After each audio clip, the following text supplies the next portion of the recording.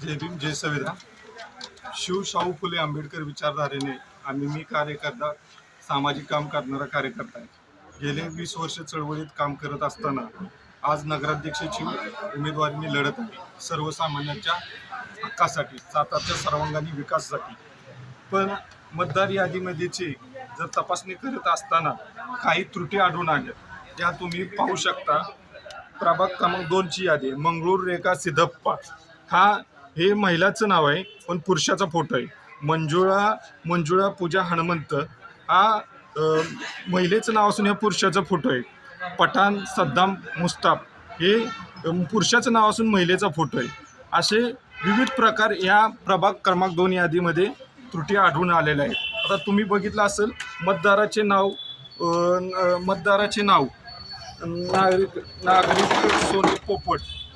नागरिक सोनील पोपट म्हणजे मतदाराचं बी तेच नाव आणि मतदाराच्या वडिलांचं बी नाव, अशा विविध गोष्टी आढळून देत असतात।